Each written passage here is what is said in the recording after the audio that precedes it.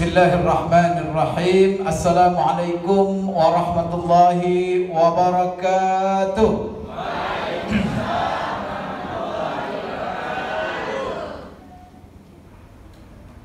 Kurang semangat saya. Saya ulangi lagi. Assalamualaikum warahmatullahi wabarakatuh.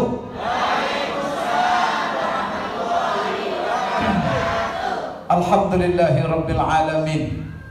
Hamdan katsiran tayyiban mubarakan fi. Hamdan yuwafi ni'amahu wa yukafi mazida.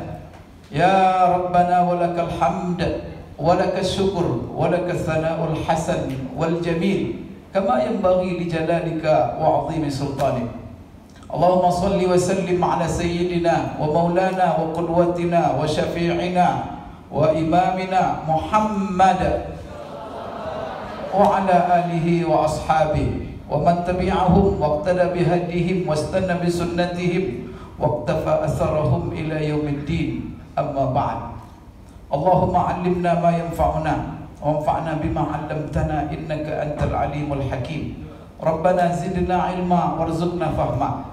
Allahumma inna nas'aluka 'ilman nafi'a wa rizqan halalan tayyiban wasi'a wa shifaa'an min kulli da' wa amalan salihan mutaqabbala. Allahumma ja'alna mimman yastami'una al-qawla fayattabi'una ahsana. Allahumma ja'alna birahmatika fi ibadika as-salihin. Qala Allah Ta'ala fi kitabih al-karim, a'udzu billahi minasy syaithanir rajim.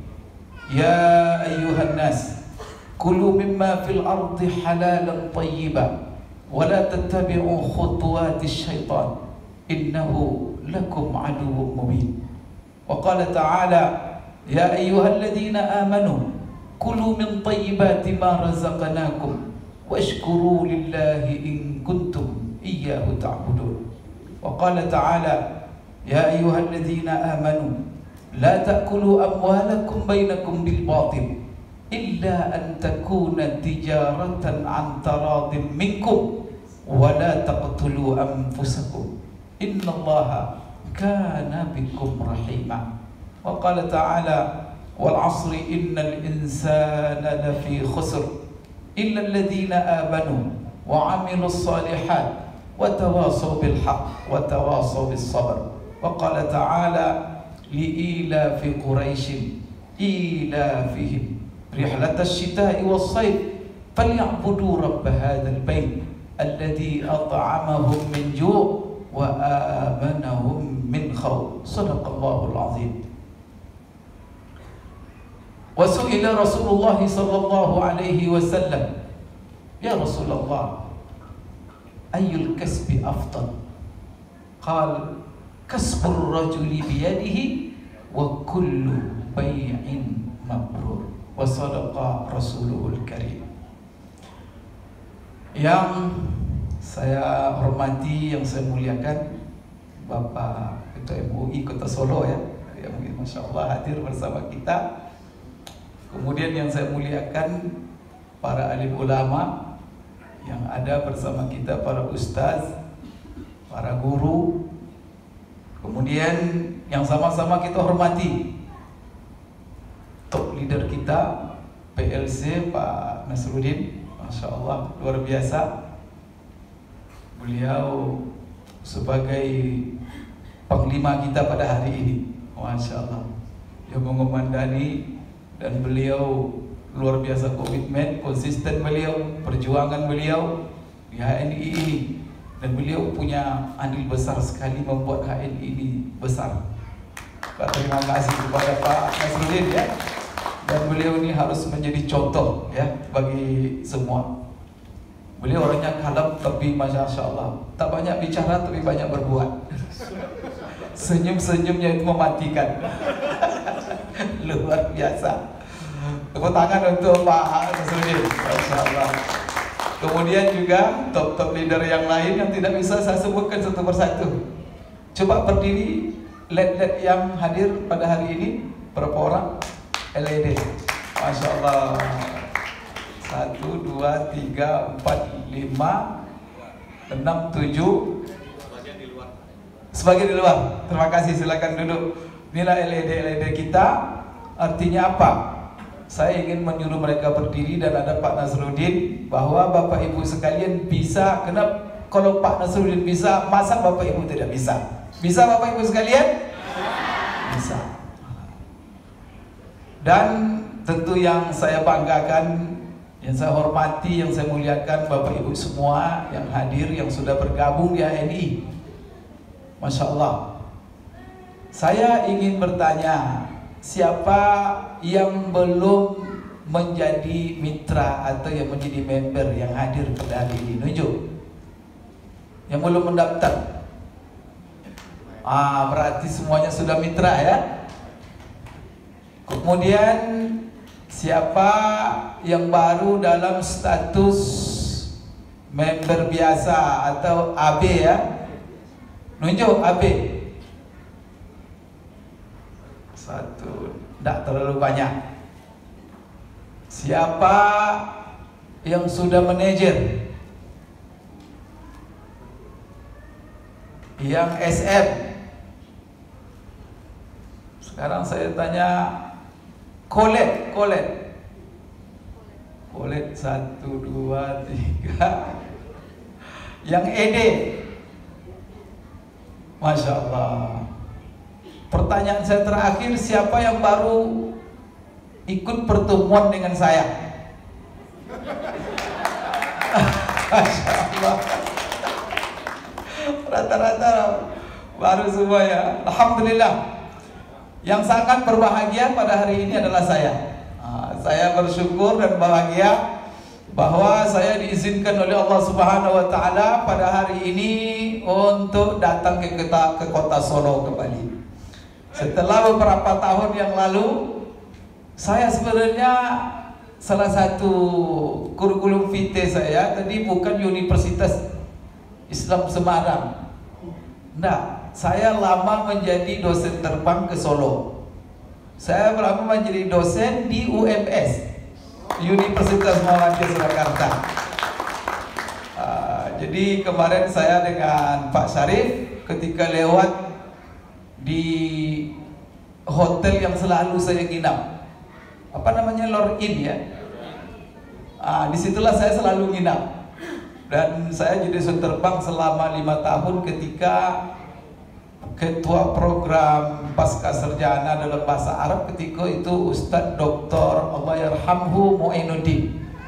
Maka selama itu saya menjadi dosen terbang ke Solo. Di samping saya juga mengisi acara beberapa kali di Solo, dan alhamdulillah Allah takdirkan dan Allah panjangkan umur sampai sekarang bisa bertemu dengan Bapak Ibu sekalian. Itu yang pertama. Yang kedua, yang membuat saya bersyukur dan bahagia sekali, saya Allah pertemukan dengan Masya Allah Bapak Ibu yang saya lihat wajah-wajahnya wajah-wajah di surga insyaAllah semuanya. Allahu Akbar. Ini wajah-wajah orang-orang yang saleh, ibu-ibunya salehah, bapak-bapaknya saleh insyaAllah. Karena saya yakin orang-orang bergabung dengan HNI ini adalah orang-orang baik, dan orang-orang yang sudah punya tekad baik, dan orang-orang yang sudah punya, Bapak Ibu sekalian, kalau sudah gabung dia dengan HNI, berarti dia punya visi yang luar biasa di dalam kehidupannya. Maka saya sangat bahagia sekali. Mudah-mudahan pertemuan kita bersama pada hari ini diridai oleh Allah Subhanahu wa taala, dan Allah jadikan pertemuan kita ini pertemuan yang penuh berkah, membawa berkah untuk kehidupan kita di dunia, kehidupan agama kita, kehidupan dunia kita, tentu wabil khusus adalah kehidupan akhirat kita. Saya mau tanya dulu, siapa Bapak Ibu kepengen bahagia di dunia saja tapi tak pengen bahagia di akhirat? Ada? Alhamdulillah tak ada. Ada yang kepengen bahagia hidup di akhirat tapi tak kepengen bahagia di dunia? Tak ada ya? Ada Bapak Ibu yang berdoa, ya Allah saya siap tidak bahagia dunia akhirat. Kalau ada yang berdoa seperti itu masuk rumah sakit jiwa itu biasanya. Tapi yakin semua Bapak Ibu sekalian doanya, Rabbana atina fid dunya hasanah wa fil akhirati hasanah. Kepengen kehidupan dunia baik, kehidupan dunia bahagia, kemudian kehidupan akhirat juga bahagia. Itulah keinginan kita semua. Alhamdulillah Bapak Ibu sekalian, semoga Allah mewujudkan apa yang menjadi doa dan cita-cita kita bersama. Alhamdulillah Bapak Ibu sekalian, saya bersyukur sebagai Ketua Dewan Pengawas Syariah HNI. Untuk sebagai informasi kepada Bapak Ibu sekalian, kalau ada yang belum tahu bahwa HNI ini memiliki dalam struktur Bapak Ibu sekalian, di dalam struktur lembaganya itu memiliki namanya Dewan Pengawas Syariah. Ini adalah sebagai konsekuensi karena HNI adalah sebuah lembaga bisnis yang mengatasnamakan syariah. Karena ini lembaga bisnis syariah. Oleh karena itu diwajibkan setiap lembaga bisnis syariah yang sifatnya merekrut, yang sifatnya memobilisasi orang banyak untuk supaya bergabung di bisnis ini, maka pemerintah punya kontrol dan punya syarat harus Bapak Ibu sekalian punya Dewan Pengawas Syariah. Dan untuk Bapak Ibu ketahui bahwa Dewan Pengawas Syariah di HNI ini ada 3 orang. Jadi pertama sekali ada 2 orang dari DSN, Dewan Syariah Nasional. Kenapa harus ada dari DSN?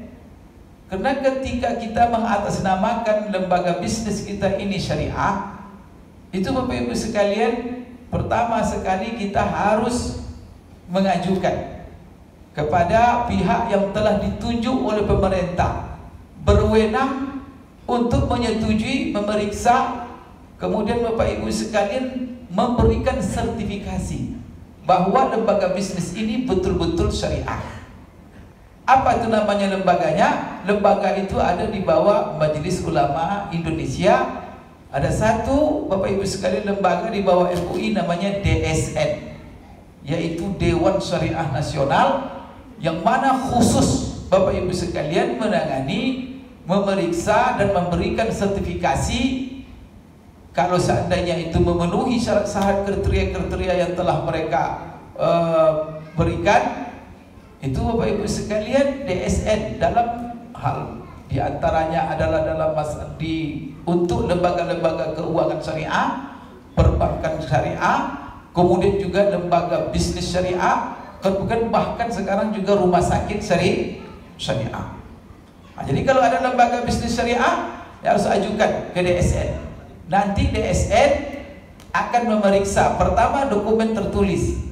Maka dokumen-dokumen kita di antara penting adalah itu yang dibagi kepada Bapak Ibu sekalian. Setiap Bapak Ibu mendaftar sebagai mitra, itu nama ada dua buku. Pertama adalah marketing plan atau success plan.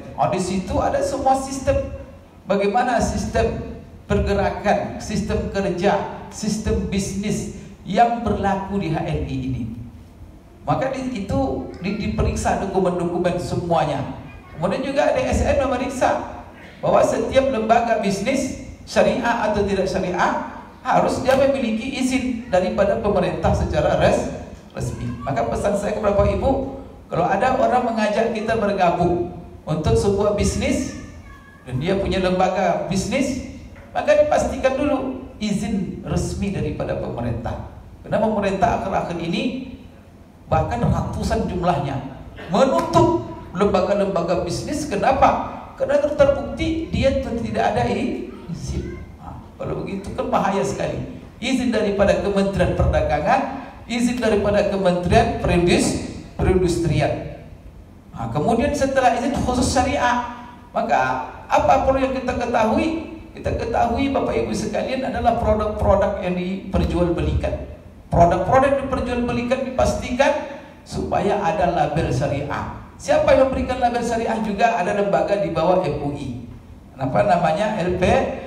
LPPOM. Itulah yang akan mengeluarkan nanti label di seluruh produk-produk. Kalau kita mengatasnamakan syariah, nanti ada label itu. Sekarang ada kerjasama antara MUI dengan Kementerian Agama dalam membuat label halal ini. Untuk menjamin apa? Menjamin agama kita. Karena kita tidak boleh mengkonsumsi sembarangan. Kita tidak boleh memproduksi sembarangan. Kita terikat dengan nilai-nilai halal.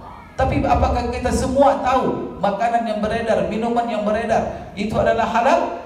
Kita tak punya kapasitas semuanya. Oleh karena itu pemerintah bebankan kepada sebuah lembaga. Ini adalah sebagai tanggung jawab dan juga keseriusan pemerintah untuk mengayomi dan memberikan Bapak Ibu sekalian semacam peluang bagi umat Islam untuk mengamalkan agamanya. Kemudian Bapak Ibu sekalian, setelah produk-produk itu diperiksa, maka juga sistem yang dijalankan di dalam lembaga bisnis itu, apakah sesuai dengan syariah atau tidak? Maka itu harus kita ajukan ke DSN. Nanti DSN memeriksa dokumen, kemudian ke lapangan, kemudian juga mendatangi kantor kita. Lalu kalau semuanya sudah memenuhi kriteria-kriteria yang telah mereka buat, maka baru nanti dikeluarkan sertifikasi. Kita alhamdulillah Bapak Ibu, dari awal berdiri HNI ini sudah mengantongi sertifikasi dari DSN. Dan kalau Bapak Ibu lihat itu untuk lembaga bisnis, itu HNI itu adalah sertifikasinya nomor 1 urutannya.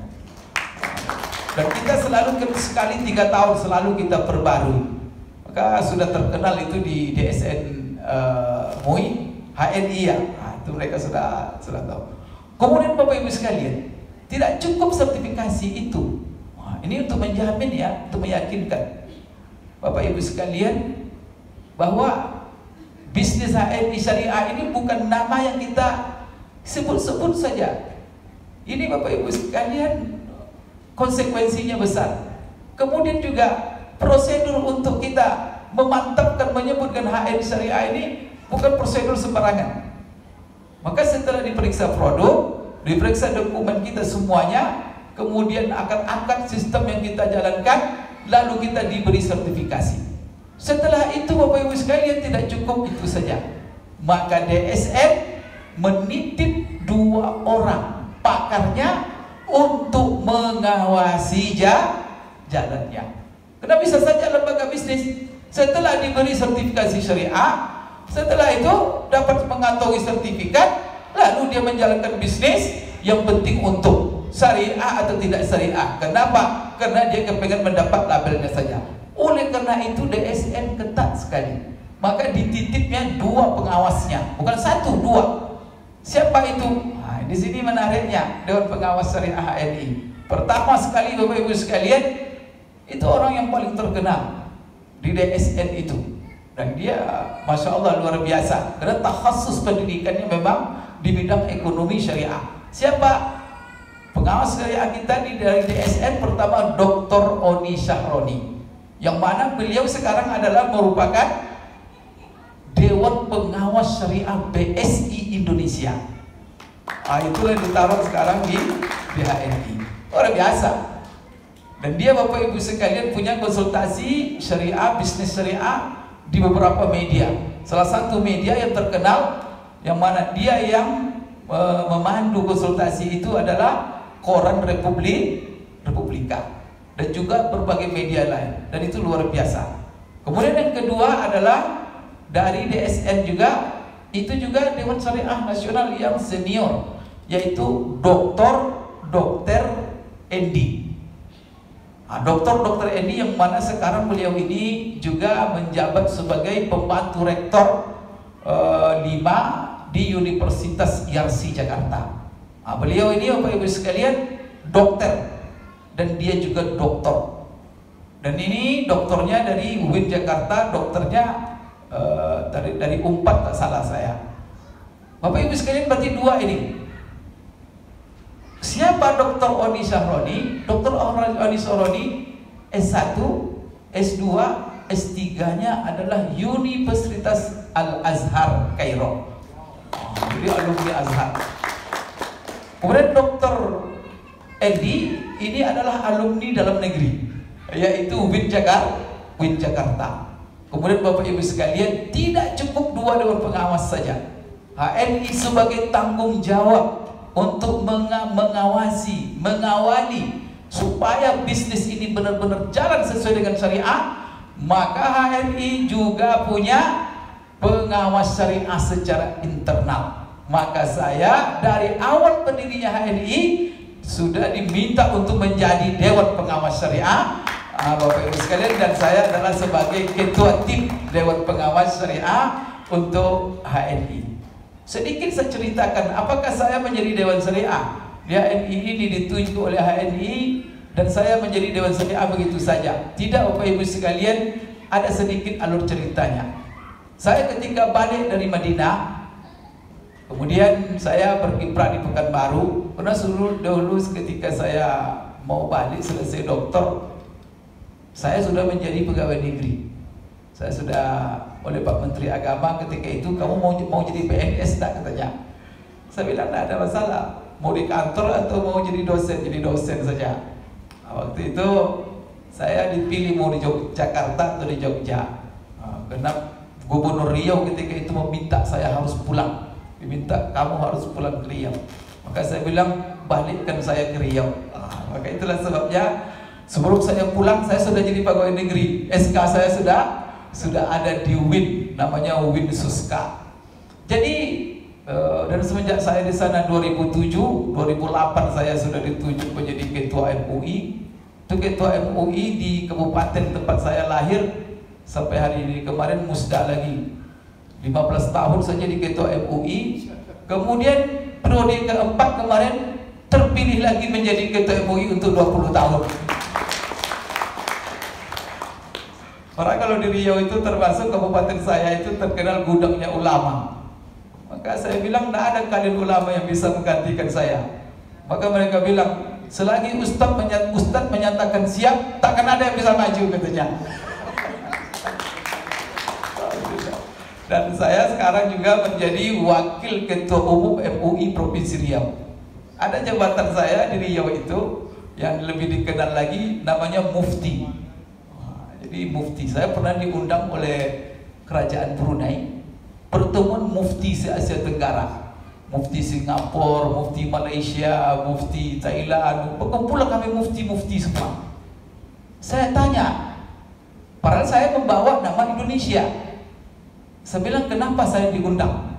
Saya tanyalah Mufti Brunei, kenapa saya diundang? Karena saya bukan saya Mufti ini cuma di Riau, bukan di Indonesia. Jadi kata mereka, kami browsing di internet, maka kami dapat di Indonesia yang bergelar Mufti cuma Ustadz. Ustadz kami undang, padahal seharusnya diundang Kiai Haji Ma'ruf Amin, karena waktu itu dia yang menjadi ketua MUI. Tapi yang bergelar Mufti cuma saya di internet itu, maka saya diundang ke sana. Jadi Bapak Ibu sekalian, jadi saya itu Mufti sekarang di Kota Pekanbaru. Jadi kalau Bapak Ibu pergi ke Pekanbaru, pergi ke masjid-masjid, banyak masjid-masjid terpasang itu baleho-baleho. Anda punya masalah dalam syariah, silakan konsultasikan dengan Mufti. Itu nama saya. Allah Akbar. Karena di Riau itu ada dulu kerajaan Siak, ya, kerajaan Islam. Dulu kerajaan itu di samping Mufti itu ada, di samping raja ada Mufti. Seperti kerajaan Saudi kan ada Mufti Saudi, Mufti Mesir. Itu ada Mufti, itu sudah tradisi itu Bapak Ibu sekalian. Maka di Riau tradisi itu dihidupkan. Maka di beberapa kabupaten saya menjadi Mufti. Ada Kabupaten Rohul, Kota Pekanbaru, kemudian juga di Kabupaten Kampar. Maka saya sibuk sehari-hari menerima konsultasi. Ini tadi saya mau ke sini, ada lagi ibu-ibu, Pak Ustadz, Pak Mufti saya mau curhat, katanya. Kalau ibu-ibu selalu pertanyaannya curhat. Jadi Bapak Ibu sekalian, alhamdulillah. Jadi awal saya mau datang, jadi dulu ada HPA namanya, sebelum jadi HNI. Jadi adalah di antara pesantren datang kepada saya, kiainya, dia setiap ada apa-apa dia tanya sama saya dulu. Ustadz gimana ini? Ada yang ngajak kami gabung, namanya HPA. Mereka ini sistem MLM. Tapi kata mereka adalah sistem MLM syariah. Saya kan Taman Madinah. Saya tahu, saya sudah membaca bahwa fatwa-fatwa ulama Saudi, apalagi ulama yang bergabung di Hay'ah Lajnah Daimah, itu fatwa mereka resmi mengatakan MLM itu haram. Itu fatwanya MUI Saudi, ulama-ulama Saudi. Maka sampai sekarang juga ada tulisan-tulisan seperti itu.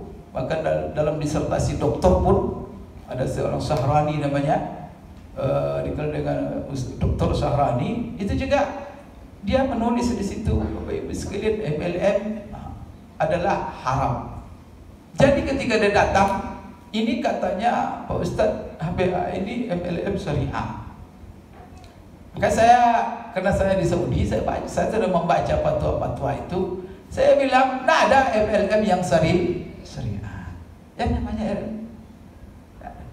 di situ gharar, kadang di situ judi, di situ adalah money game, di situ riba, di situ. Saya jelaskanlah namanya MLM. Oh tidak Pak Ustadz, ini katanya sudah dapat sertifikat dari MUI menyatakan bahwa ini adalah halal. Maka saya bilang, kalau begitu tidak apa-apa, mari kita kaji. Akhirnya saya minta pertama yang mengerti tentang sistem HPA waktu itu, yang mengerti. Yang kedua produk, kalau produk gimana? Produk punya label semua, tidak boleh beredar kecuali ada label halal dari LPPOM. Oke, bagus, itu berarti kita tidak kaji lagi, karena saya sendiri kan untuk produk kan tidak bisa. Jadi kalau ada bapak ibu punya majelis taklim kan tidak bisa mungkin tanya sama ustadznya, Pak Ustadz ini keamanan HNI ini halal atau tidak? Bisa tanya sama ustadz itu. Ustadz itu punya kemampuan dia meneliti. Kan itu harus, maka LPPOM itu banyak orang-orang ahli di sana. Ahli-ahli tentang makanan, maka dipretelin semuanya sampai datang ke pabriknya, kemudian bahan-bahannya bagaimana, prosedur membuat semuanya dikaji sampai nanti ada label halalnya. Itu bukan proses yang sebentar. Dan itu bukan tidak bisa oleh setiap ustaz itu harus tim ahli. Maka di sini Bapak Ibu sekalian, produk tidak ada masalah. Sekarang saya ingin belajar mengkaji tentang sistem. Maka hampir 2 minggu saya mengkaji secara intens, karena saya ingin mendudukkan Bapak Ibu ini benar syariah atau tidak. Saya tanya satu-satu, kemudian dia menjawab. Ya kan, angkat-angkatnya, bonus-bonusnya semua. 2 minggu saya intens mengkaji, saya buka buku, saya cari referensi, kalau ada yang menyangkut saya cari lagi. Sehingga Bapak Ibu sekalian 2 minggu setelah saya kaji, lalu saya putuskan, kalau begitu ini adalah lembaga bisnis syariah, saya bilang. Bahkan setelah saya kaji dan saya yakin, saya katakan, siapa nanti yang tidak mengatakan syariah berhadapan dengan saya siap untuk menghadapinya. Siapa yang nanti yang mempersoalkannya? Maka karena saya berdasarkan kajian, kemudian dilaporkan kepada manajemen HNI, sehingga manajemen HNI, karena saya mengatakan ini syariah berdasarkan kajian, saya diminta untuk menjadi Dewan Pengawas Syariah. Saya bilang saya siap untuk menjadi Dewan Pengawas Syariahnya. Alhamdulillah sampai sekarang Bapak Ibu, saya menjadi Dewan Pengawas Syariah. Dan ingat Bapak Ibu, kami sebagai Dewan Pengawas Syariah di HNI bukan label saja. Karena banyak lembaga kadang-kadang Dewan Syariah itu pajangan saja. Tidak. Di HNI Dewan Syariah itu adalah inti. Maka seluruh yang digerakkan itu harus ada rekomendasi daripada Bapak Ibu sekalian Dewan Pengawas Syariah. Oleh karena itu Bapak Ibu sekalian, kalau ada produk-produk atau sistem bonus akad yang Bapak Ibu sekalian akan digulirkan, itu biasanya kami dipanggil. Dan ini insya Allah saya balik ke Jakarta lagi, nanti balik ke Jakarta kami juga duduk dengan direksi, duduk dengan komisaris untuk mengkaji hal-hal yang dipersoalkan oleh mitra-mitra di lapangan. Itu kami, Dr. Oni kan menerima pertanyaan, Dr. Endi, saya sendiri. Nanti kami duduk sekali kadang 2 bulan, sekali sebulan, sekali 3 bulan kami mengevaluasi. Jadi bukan main-main. Saya sebenarnya seperti Bapak Ibu, apabila ada nilai-nilai, kenapa Bapak Ibu sekalian ya, untuk menentukan halal haram sebuah bisnis, karena ini akan akad muamalah. Untuk menentukan haramnya itu Bapak Ibu sekalian, itu butuh kajian dan juga tidak boleh kita di dalam masalah akad muamalah ini sebentar-sebentar haram. Maka kita sayangkan, ini HNI kita menghadapi Bapak Ibu bagi cobaan. Ada macam-macam, ada orang kadang-kadang dia karena namanya ustaz, sembarangan saja HNI haram, HNI tidak ada syariah. Kadang-kadang di depan forum, sebenarnya kan disayangkan dia seorang ustaz. Kemudian ditanya, padahal HNI ini punya Dewan Pengawas Syariah. Itu kan tidak ada sportivitas namanya. Kalau dia sportif, dan ini lembaga yang sudah bergabung jutaan orang, masa ditanya ada 1 menit begitu sedetik haram? Astagfirullahaladzim. Padahal untuk mengeluarkan sertifikat itu butuh, Masya Allah, prosedur yang sangat panjang. Tiba-tiba ada Ustadz Arab kayak goreng ubi aja, dia goreng pisang aja haram. Ini sebenarnya ya gimana kita? Tapi kita sayangkan banyak yang percaya, itu susah. Banyak yang mengikutnya. Nah, kalau sudah ustadz itu kayak ustadz itu nabi pula oleh dia. Kalau Bapak Ibu tahu enggak? Ustadz itu sendiri mengajarkan semua orang siapapun dia, apapun yang diucapkannya bisa salah, bisa benar. Sebagaimana kata Imam Malik ketika dia menjadi guru, dan dia menjadi guru Bapak Ibu sekalian di Raudhah dekat kuburan Rasulullah SAW. Maka kata-kata dia itu diulang-ulang oleh seluruh ulama sampai sekarang. Kullun yu'khazu min qawlihi wa yurad illa sahibu hadzal qabr. Siapapun orangnya, siapapun orang yang berbicara, bisa berfatwa, menyampaikan hukum, bisa salah, bisa benar. Yang tidak ada salah itu sambil menunjuk kepada kuburan Rasulullah SAW. Sekarang ada kelompok, ada jemaah, ada ibu, ada bapak ikut pengajian, apa yang keluar dari mulut ustaz itu? Astagfirullah. Berarti nabi itu ustaz. Apalagi dalam masalah-masalah yang pelik, yang butuh kajian. Apalagi ustaznya itu tidak terlibat di bidang itu. Astagfirullahaladzim. Kecuali dia terlibat di situ. Ini ustaz yang mengkaji masalah apa, kalau ditanya masalah apa, dan dia tidak punya wewenang, tidak masuk lembaga, tidak masuk apa, tiba dipercayai.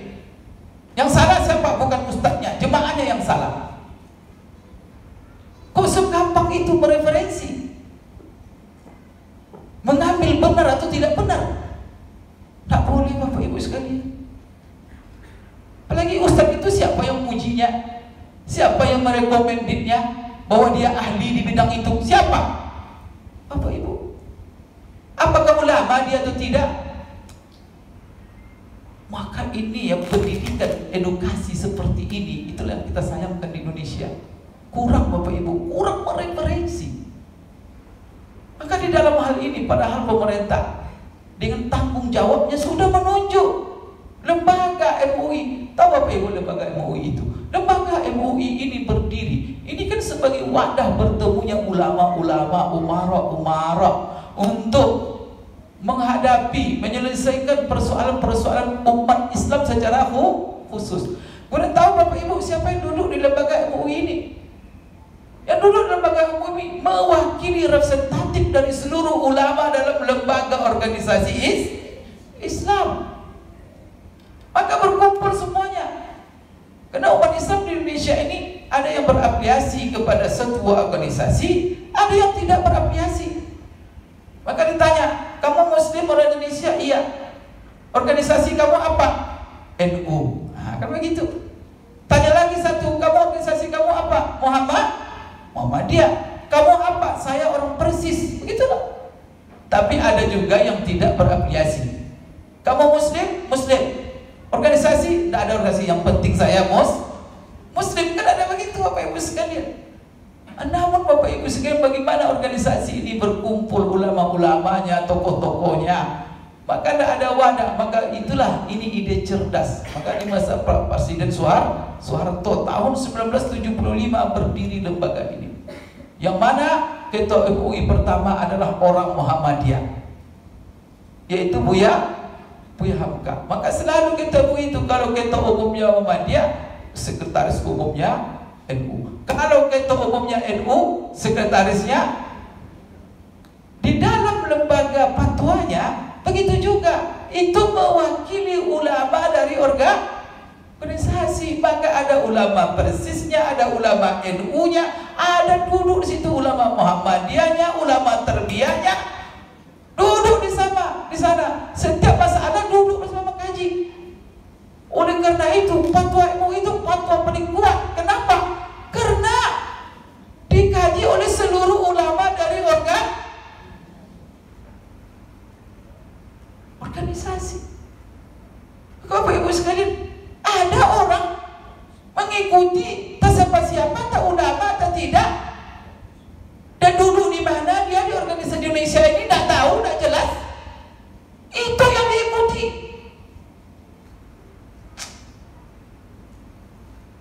Ini yang kita sayangkan. Sehingga apa? Pokoknya apa? Bank syariah. Ada orang katakan tidak ada bank syariah Indonesia. Bapak Ibu, itu perjuangan, peras keringat itu umat Islam memperjuangkan adanya bank syariah. MUI, umat Islam menyuarakan dari dulu bank syariah, karena kita tidak bisa berinteraksi dengan lembaga keuangan yang riba, karena riba itu dalam Islam dosa besar, dan bank itu tidak mungkin kita lepas darinya dalam ekonomi, konteks ekonomi kontemporer. Maka pemerintah memberikan peluang untuk umat Islam. Kemana diserahkan untuk mengonsep bank syariah itu? Ke Muhammadiyah. Tidak mungkin marah NU nanti. Kenapa Muhammadiyah? Kami juga berjasa.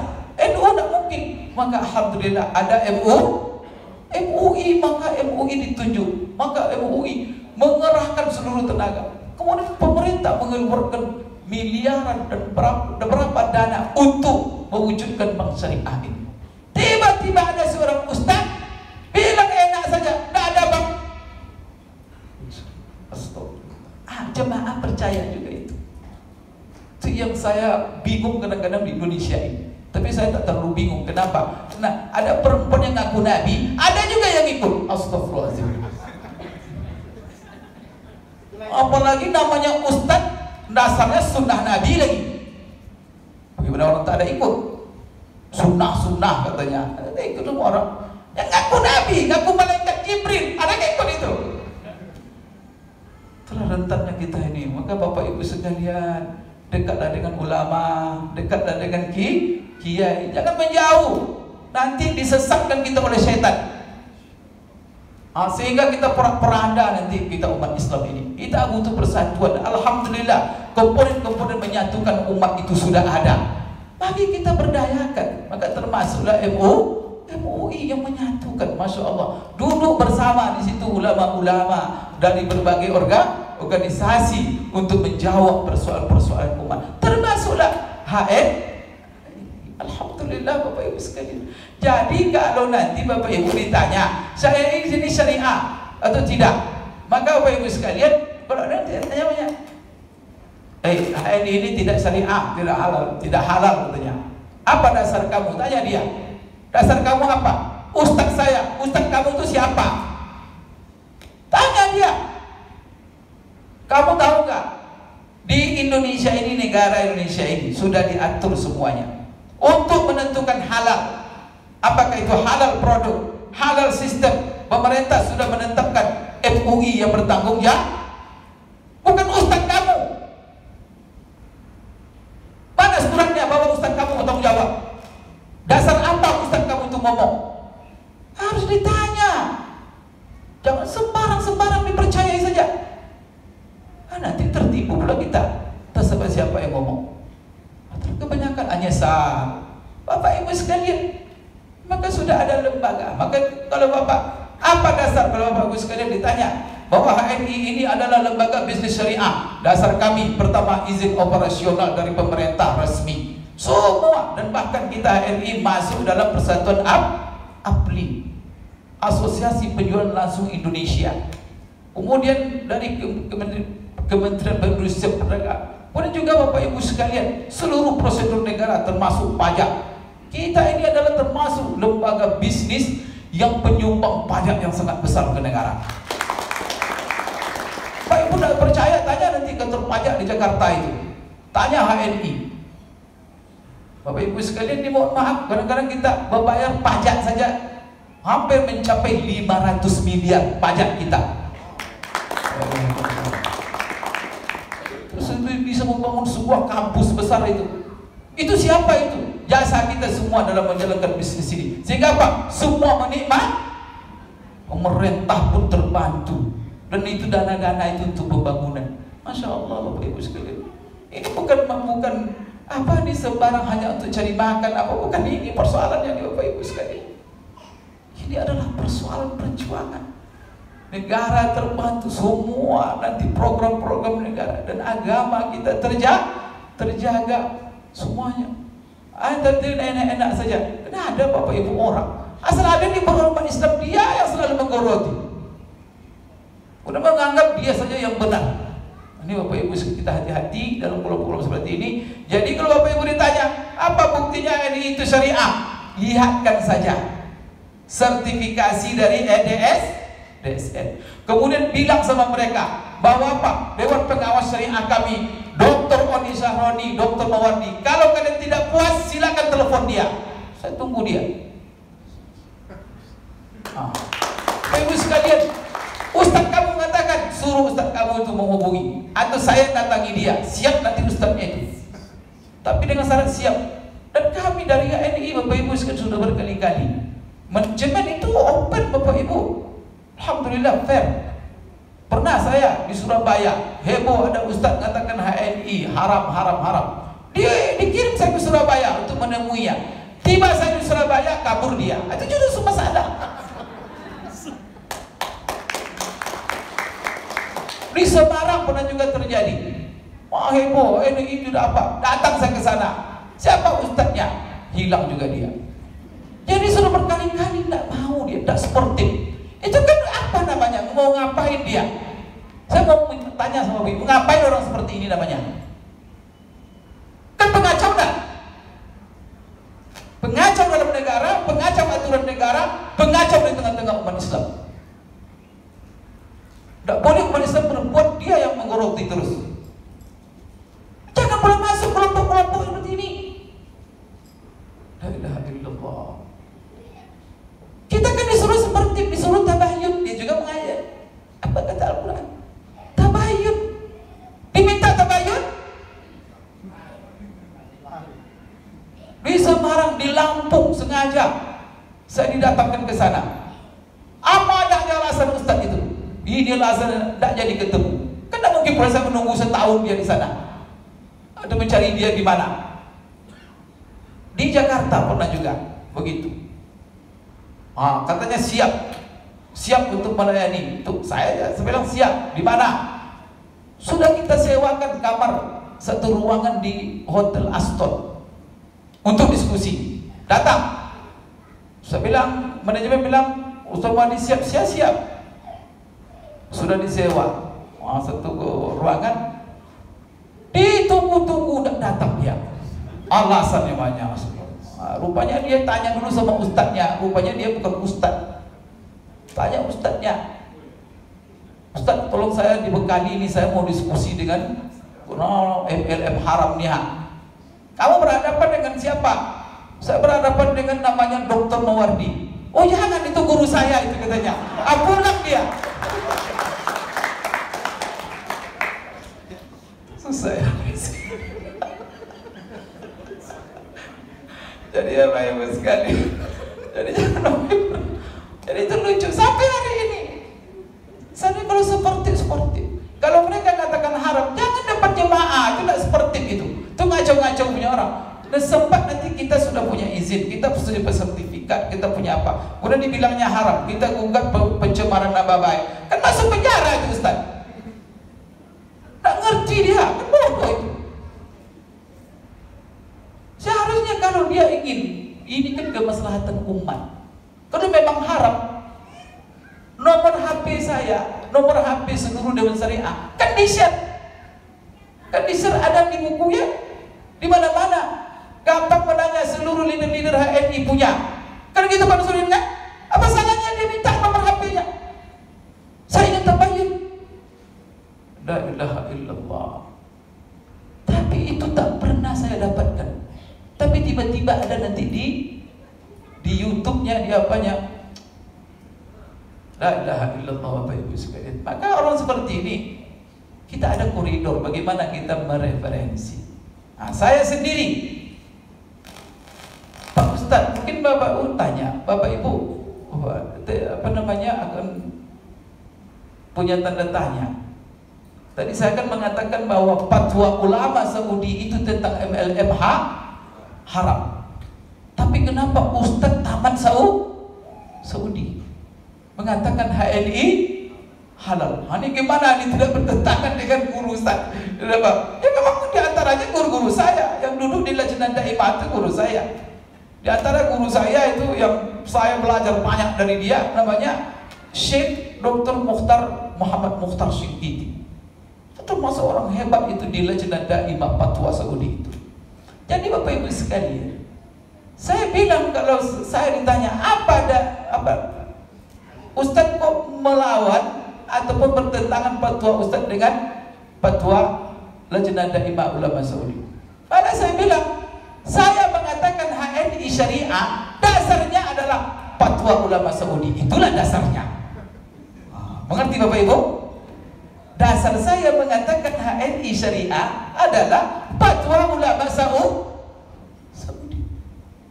Fatwa itulah. Ada orang yang tidak membaca fatwa itu, nggak dianalisisnya.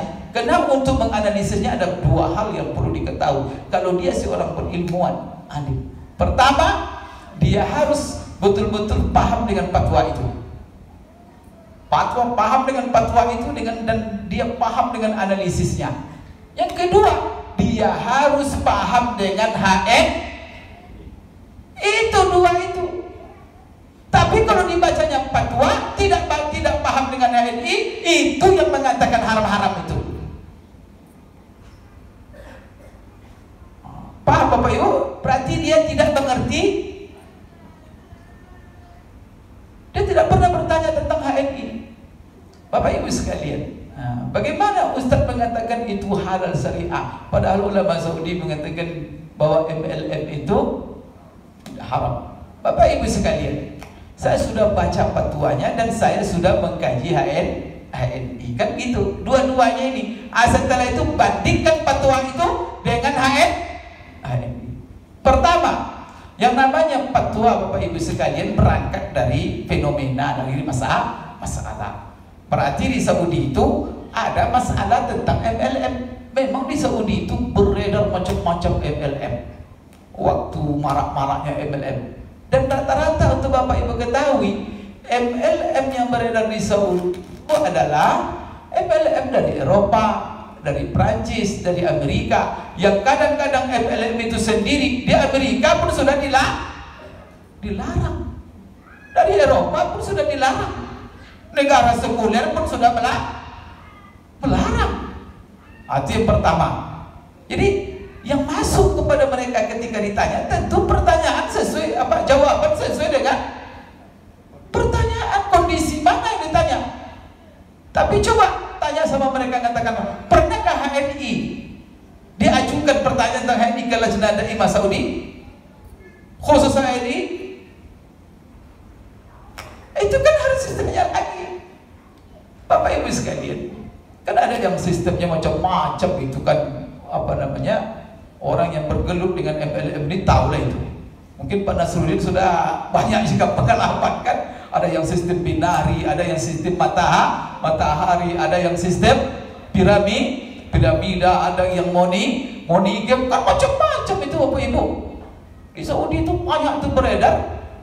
Barang-barang itu memang jadi kedok Pak. Barang-barang mahal, barang-barang berharga, yang kadang-kadang sampai puluhan juta, yang kadang-kadang itu cuma barang-barang itu adalah hanya kedok saja, yang hakikatnya permainan uang.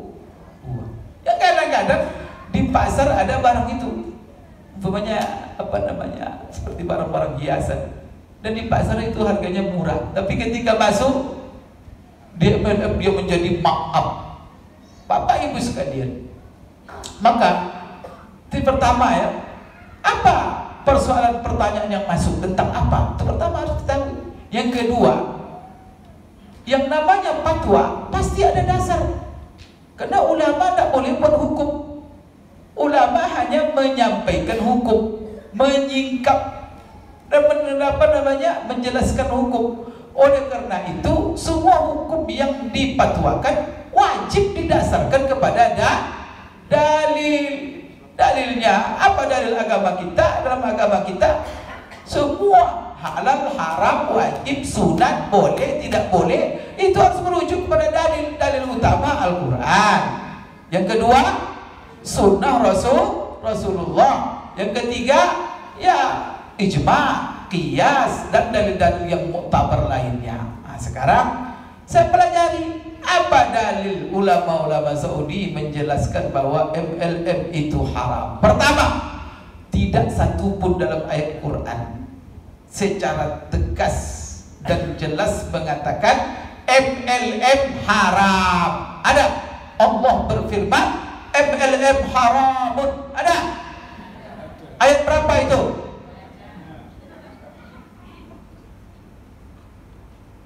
La ilaha illallah. Atau enak saja biasanya Pak, kalau di general MLM haram, biasanya ada ayat yang tegas.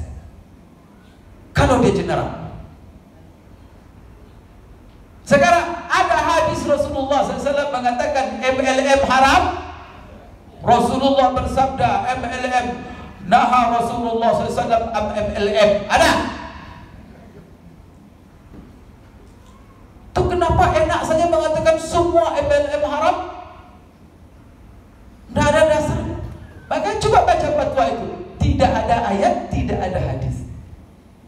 Cuma Bapak Ibu sekalian, untuk pengetahuan Bapak Ibu sekalian, haramnya sesuatu dalam muamalah itu, kalau dalam rumusan ulama, itu hanya 4 faktor saja. Kenapa haram sesuatu itu dalam muamalah? Hanya 4 saja. Pertama sekali adalah perhubungan dengan produknya. Karena yang dijual, yang diproduksi, yang didistribusi adalah produk-produk yang zatnya adalah haram. Maka akadnya sebenar apapun tetap haram. Kalau yang dijual babi, jual beli yang sah. Ada jual beli yang sah dengan jual beli babi. Karena produknya sudah produk haram. Tidak ada lagi itu. Maka semua akad tidak ada gunanya lagi kalau sudah haram produknya. Nah, itu yang pertama Bapak Ibu sekalian. Maka dipastikan. Nah, sekarang saya mau tanyakan, yang kita perjualbelikan barang-barang haram? Masya Allah. Nah, semua mengakui, oh saya kalau produk HNI katanya begini, ya kan? Andakah Bapak Ibu menemui mitra Bapak Ibu atau orang yang Bapak Ibu ajak, oh kalau saya produknya pakai, tapi sistem saya tidak mau? Ada? Banyak? Di Solo ada juga? Nah, inilah kerja berat Bapak Ibu semua ini, khususnya Pak Nasruddin. Ini gimana mengisapkan orang-orang itu? La ilaha illallah. Sembarangan itu. Itu orang itu Bapak Ibu ironis itu. Coba Bapak Ibu tanya nanti, kenapa produknya kamu katakan halal? Kenapa kamu pakai produknya? Nanti dibilang kan, saya produknya saya pak, tapi untuk gabung saya tidak mau. Ya kan begitu? Tanya dia, kenapa kamu pakai produknya? Nah, tentu dia jawab, karena produknya halal. Nanti tanya lagi, di mana kamu tahu bahwa produk HNI itu Pasti jawabannya apa dia? Dari ustadz saya. Kalau dibilang dari ustadznya, ustadz kamu punya nomor enggak? Ustadz kamu ahli apa? Ahli kimia, ahli gizi, atau ahli fikih?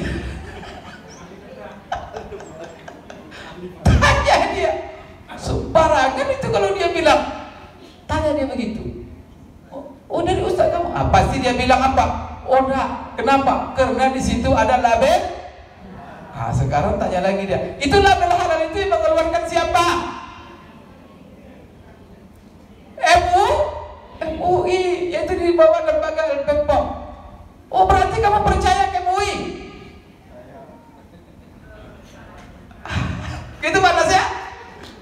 Ini saya ajarkan Bapak Ibu nanti diskusi ringan aja. Tapi kalau berdalil jangan Bapak Ibu serahkan sama saya nanti. Kalau yang ringan-ringan seperti itu bisa. Nanti tanya lagi dia, di mana kamu tahu itu halal? Label katanya. Label itu siapa yang mengeluarkan? MUI. Berarti kamu percaya dengan MUI dalam hal ini. Sekarang kenapa kamu tidak masuk kepada sistemnya? Oh enggak, haram. Siapa yang mengatakan haram? Kamu tahu, nanti keluarkan sertifikasi. Kamu tahu nggak bahwa sebagaimana MUI telah memberikan kepada label produknya halal, MUI juga telah memberikan sertifikasi kehalalan daripada sistem. Udah percaya? Lihat tadi fotokopinya itu. Udah percaya? Kalau udah percaya terjadi dualisme. Kenapa kamu percaya di dalam masalah produknya, kamu tidak percaya dalam masalah? Apa masalahnya? Di situ Bapak Ibu tetap terdiam dia itu. Kalau tidak juga percaya, kamu tahu nggak? Oh, karena guru saya. Kamu kepada guru atau kepada siapa yang berkompeten? Kemudian Bapak Ibu, itu DSN itu tim. Jadi nanti kamu ini ironis. Kamu pakai halal tapi sistem, padahal itu juga sama-sama MUI keduanya. Kalau kamu memakai produk itu halal, maka itu konsekuensinya kamu harus masuk kepada sistem. Kena sistem kami di HNI disertifikasi juga oleh MUI, lembaga yang sama. Paham Ibu itu? Rupanya banyak ya yang pakai produk tapi tidak masuk sistem. Bapak Ibu, sedikit lagi. Jadi di dalam fatwa-fatwa yang ada di Saudi itu, dalam lajnah daimah itu, kenapa MLM haram? Pertama, tidak ada ayat yang tegas menjelaskan. Yang kedua, tidak ada hadis. Berarti apa? Karena mereka menilai. Jadi rumusan tadi, haramnya muamalah kena 4 hal. Pertama, karena produknya terdiri dari barang yang haram. Yang kedua, adalah bukan karena produknya, tetapi karena faktor yang lain. Faktor di luar produk. Apa faktor yang membuat muamalah itu menjadi haram, akan menjadi haram? Dirumuskan oleh ulama hanya 3. Jangan payah-payah Bapak Ibu menghafal. Berapa coba? 3 saja. Kalau ada yang 3 itu, berarti Bapak Ibu sekalian, muamalah itu menjadi haram. Pertama sekali, bahwa muamalah itu tidak mengandung unsur riba.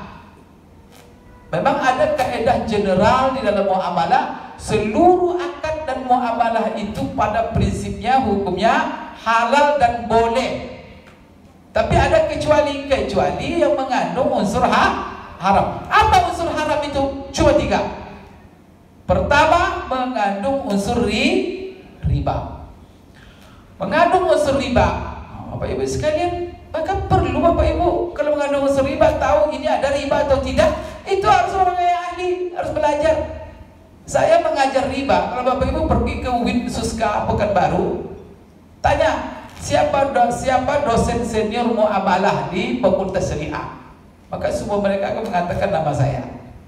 Karena saya sudah mengajar muamalah dari S1 sampai S3. Bapak Ibu sekalian.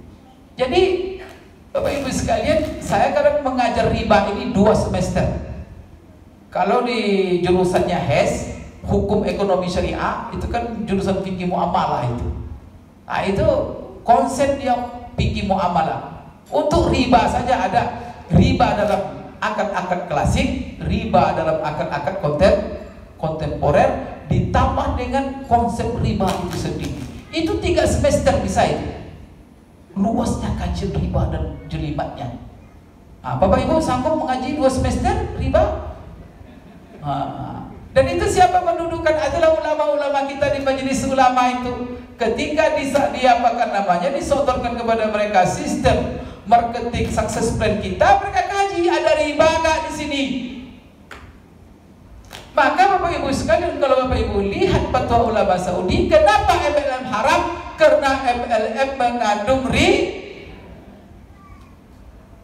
Sekarang ditanyakan, apakah di HNI mengandung riba? Ayo, siapa berani nunjuk?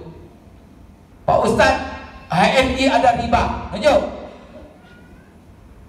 Ada? Mungkin tidak ada karena tidak ngerti Bapak Ustadz. Allahu Akbar. Riba secara umum ada namanya riba duyun, ada namanya riba buyuk.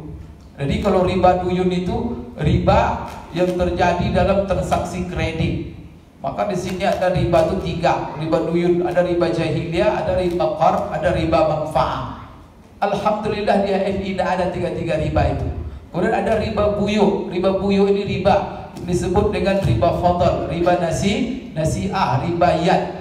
Yang mana di situ barang-barang ribawi diperjualkan dengan barang ribawi juga. Maka bisa di situ riba fadl, bisa itu ngaji sama saya nanti kalau Bapak Ibu mau masuk nanti kuliah ya semester. Bapak Ibu sekalian, alhamdulillah tidak ada riba itu di HNI. Di fatwa itu MLM haram karena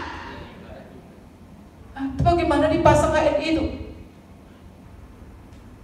Itulah oleh karena itu dasar saya mengatakan HNI syariah. Fatwa itu mengatakan bahwa MLM itu haram karena riba. HNI tidak ada.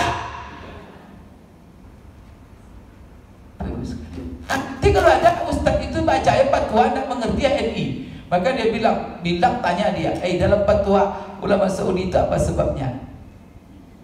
MLM itu haram, riba. Pak Ustaz sudah pelajari HNI, ada riba nggak? Kalau ada riba, sampaikan nanti. Kalau ada riba dan ada yang bisa membuktikan bahwa ada di HNI riba, hari ini juga kita hapus kontrak itu.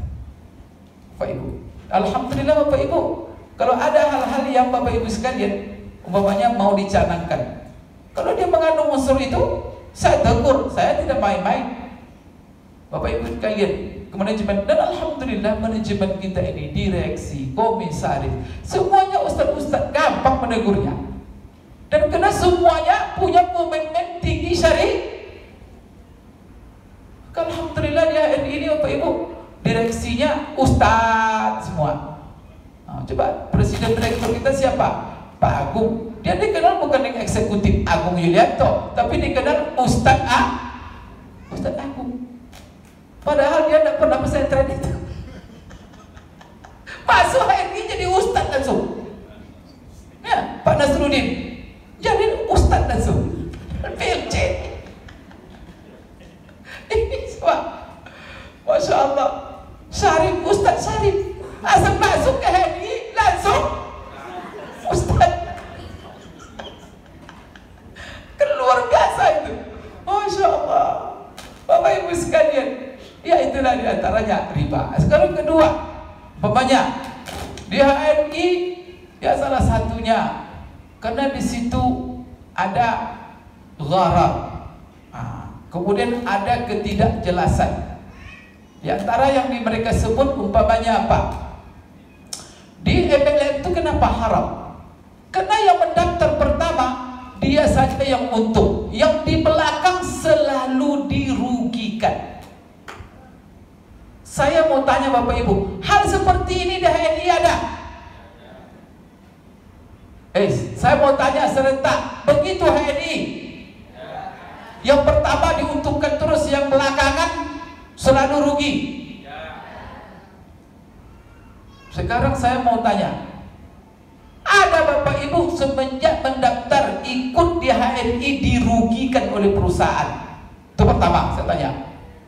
Siapa yang pernah dirugikan oleh perusahaan? Tunjuk. Masya Masya Allah, tidak ada Pak Nasruddin. Ibu-ibu ada dirugikan. Ada HNI datang kena dirugikan oleh perusahaan sehingga mitra tadi mengadu ke polisi. Ada. Sudah berapa berjalan ini HNI ini? Sudah 10 tahun ya? Sudah 10 tahun ini. Kemudian apa? Mitranya sudah berapa orang? 5 juta. Kalau ada yang dirugikan Bapak Ibu, kacau. Cuman kalau ada upline yang merugikan downline, itu lain hal itu. Itu upline tak beres, itu ajukan nanti ke perusahaan. Kena ada mentor nakal itu. Itu bukan perusahaannya, itu kalau banyak ajukan perusahaan. Nanti kalau memang kesalahannya berat, dicabut nomor ID-nya. Itu perusahaan Bapak Ibu sebagai sistem. Masya Allah. Jadi dirugikan. Jadi kalau Bapak Ibu coba lihat, siapa yang top leader? Pak Nasruddin berapa nomor ID-nya? 01. Puluhan ribu. Coba sekarang top kita itu yang platinum siapa? Pak Firly kan?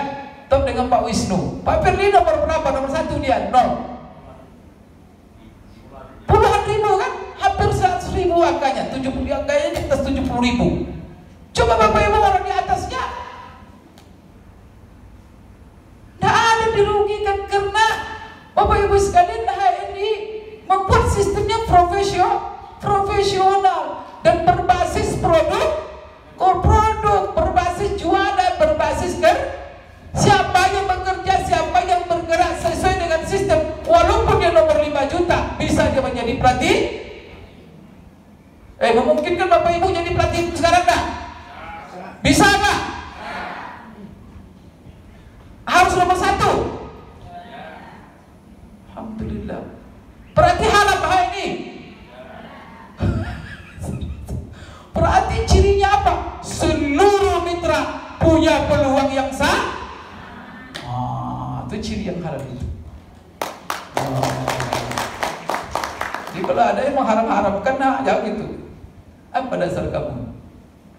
Semua punya peluang. Tapi jangan kerja malas. Baru mendaftar hari ini, besok langsung bonusnya seperti Pak Nasruddin. Itu zalim namanya itu. Itu pada perusahaan dipertanya. Disitulah haram itu letaknya. Pak Nasruddin ini sudah potong-panting, dia ini luar biasa. Karena udah tidur ini, berapa jam baru tidur ini? Dari kemarin, acara ke acara. Saya ketemu beliau ini di mana-mana. Pergi ke Cilacap jumpa dengan beliau, pergi ke Kediri lupa beliau. Bingung saya, Pak Nasruddin orang mana sebenarnya? La ilaha illallah. Baru dia seperti ini nih. Pergi kemana-mana. Pak Firly itu juga begitu. Pak Wisnu, pergi saya ke Kalimantan jumpa Pak Wisnu, pergi saya ke Sumatera jumpa Pak Wisnu, pergi ke Surabaya jumpa Pak Wisnu.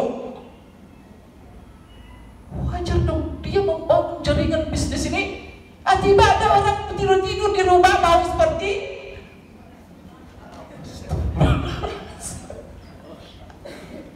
La ilaha illallah. Bapak Ibu sekalian, itu pertama. Bapak Ibu sekalian, maka tidak ada di dalam HNI yang pertama mendaftar dia selalu yang. Tetapi siapa yang paling berprestasi, dia yang kejar prestasi. InsyaAllah semuanya memungkinkan. Baru 5 juta baru yang masuk, masih ada 270 juta. Rangkul lah itu. Masya Allah. Ini yang dirangkul orang, jangan dirangkul lagi. Masih banyak yang belum dirangkul. Cari itu. Bapak Ibu sekalian, di antara kenapa dia haram, jadi kan karena dia merugikan. Alhamdulillah bahwa perusahaan HNI tidak. Apa buktinya? Tidak ada. Bahkan Bapak Ibu berapa pertemuan yang hadir pertemuan ini berapa orang semuanya nih? 150. Saya beberapa kali mengisi acara ini, hadir di atas 1000 orang. Pertanyaan yang sama pernah saya lontarkan, di atas 1000 orang, siapa yang pernah dirugikan oleh HNI? Sampai hari ini satu orang pun tak ada menjawab, saya dirugikan Ustaz. Masya Allah. Takbir. Masya Allah. Pernah satu orang Pak nunjuk ibu-ibu. Waktu itu di mana Pak Nasruddin? Waktu itu saya sama dengan Pak di Lamongan saya buat acara ketika itu. Tiba-tiba ada ibu, kaget juga saya dirugikan Ustaz. Kenapa? Karena mentor saya disuruhnya saya minum MHS, bancret saya. Kemudian mentor saya disuruhnya masukkan MHS ke mata saya. Mata saya bermasalah katanya. Itu bukan perusahaan itu masalah mentor. Jadi kalau ada keluhan-keluhan, rata-rata memang keluhan-keluhan bukan perusahaan tapi mentor. Itulah baru Bapak Ibu sekalian. Aku coba lihat lagi. Jadi apa di antara yang diharamkan? Karena di situ ada unsur penipuan. Apa unsur penipuan? Karena rata-rata di MLM itu barang yang diperjualbelikan hanya kedok. Dan rata-rata barang yang tidak dibutuh, bukan kebutuhan. Kemudian barang itu kedok, setelah itu apa? Ya dikatakan kamuflase saja. Intinya moni. Bapak Ibu sekalian, siapa yang berani mengatakan produk kita kedok dan tidak bermanfaat? Tunjuk. Masya Allah. Ada Bapak Ibu mengatakan bahwa kita menjual barang-barang yang tidak dibutuhkan. Kenapa diam Bapak Ibu? Tanya nanti kepada yang mengatakan haram-haram seperti ini. Padahal dia akui manfaat produk kita, ya kan? Dia lupa fatwa yang mengatakan haram karena produk tidak bermanfaat. Kita ini manfaat produk kita luar biasa. Saya kemarin diceritakan Pak Ari itu siapa kemarin Pak Ari di mana? Di Bekasi ya? Di Bekasi. Ada di antara mitra itu sanggup dia tidak gosok gigi 3 hari. Kenapa? Kenapa GH ada kosong? Lebih baik dia tak gosok gigi kalau tidak pakai PG. Karena dia sudah rasakan manfaat. Coba nanti testimoni ini penting. Buat testimoni nanti Bapak Ibu. Siapa testimoni seperti pakai PGH? Banyak orang mengatakan selama ini sakit gigi apa? Selama pakai PGH, Masya Allah, itu produk tak bermanfaat. Siapa mengatakan MHS tidak bermanfaat? Nunjuk.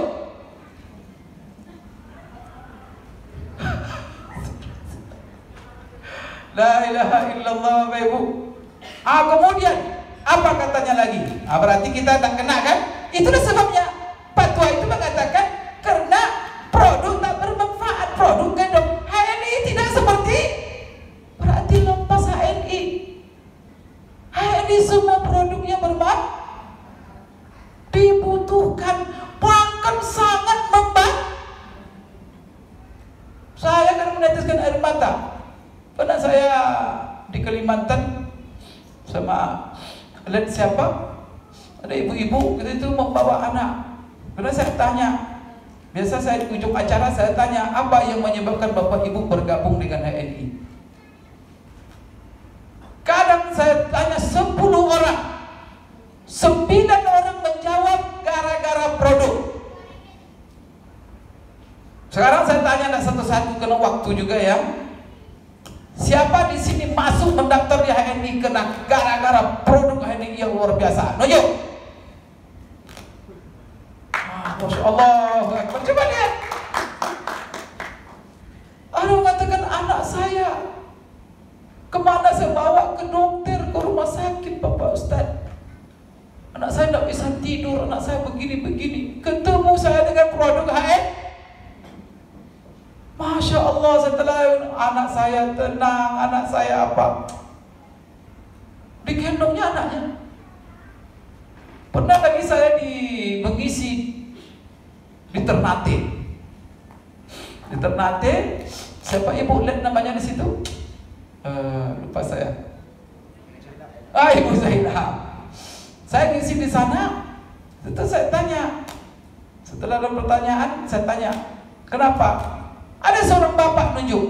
Sebelum saya buka pertanyaan nunjuk, Pak, saya kesini karena pengalaman. Saya dengan produk HNI.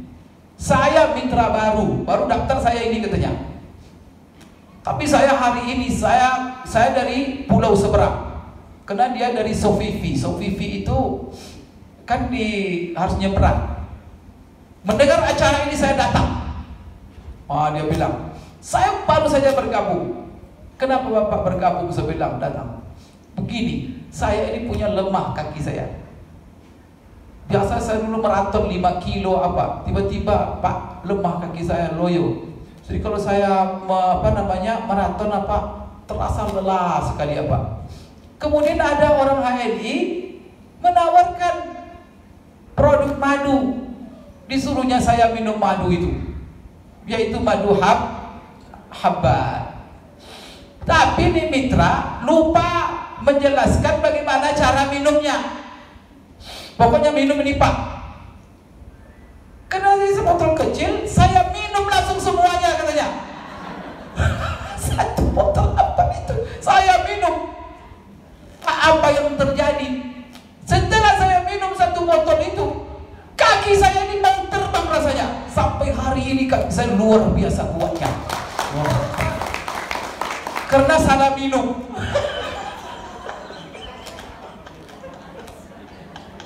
Salah minum sekebotol sekali minum. Langsung kakinya terbang melayang. Artinya ringan. Bapak Ibu sekalian, maka saya teringat hadis Rasulullah Sallallahu Alaihi Wasallam tentang madu. Ingat Bapak Ibu, Ustaz ceramah, ada seorang ibu mengeluh sakit perut, ya kan? Kepada Rasulullah Sallallahu Alaihi Wasallam. Maka Rasulullah bilang apa? Minum madu. Setelah diminum madu pertama sekali, tambah sakit perutnya. Ya Rasulullah, tambah apa? Parah ya Rasulullah. Apa kata Rasulullah? Minum lagi. Setelah ketiga, minum lagi, tambah parah, madu lagi. Sampai keempat kali kata Rasulullah, minum lagi. Selesai minum keempat, sembuh langsung daripada sakitnya. Jadi Bapak Ibu, kalau belum sembuh dengan produk HNI, itu dosisnya masih kurang. Tingkatkan dosisnya. Apalagi madu. Karena Rasulullah yakin, karena Allah mengatakan bahwa apa? Bahwa madu itu syifa.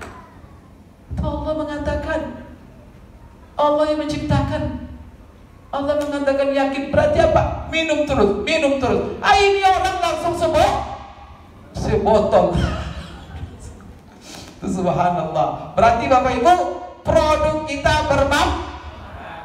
produk kita dibutuhkan. Maka subhanallah, berapa banyak produk asal terletak habis langsung. Yang dapat panas. Ada produk di WC itu asal nyampai. Pengalaman manajemen produk-produk kita sebagian, Bapak Ibu, seharusnya diproduksi untuk 3 bulan. Rupanya sebulan. Masya Allah. Ada orang mengatakan HNI haram karena produknya adalah kedok. Astagfirullahaladzim. Maka orang ini perlu diinsafkan. Itu Bapak Ibu ya, diinsafkan itu nanti. Ya, maka Bapak Ibu sekalian, baik. Apalagi katanya bahwa di antara haramnya MLM itu harga mahal, markup. Jadi markup harga mahal. Sehingga dengan markup itu sebenarnya dia berjudi. Harganya seharusnya 100, dijual 1000. Maka 900 itulah di situ permainan judi. Money game namanya. Sekarang Bapak Ibu sekalian, artinya apa?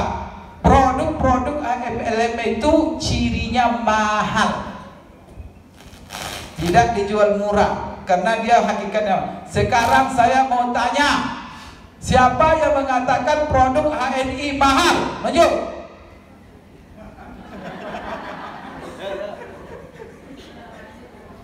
Pak Nas, tidak ada satu pun yang mengatakan mahal. Tidak berani.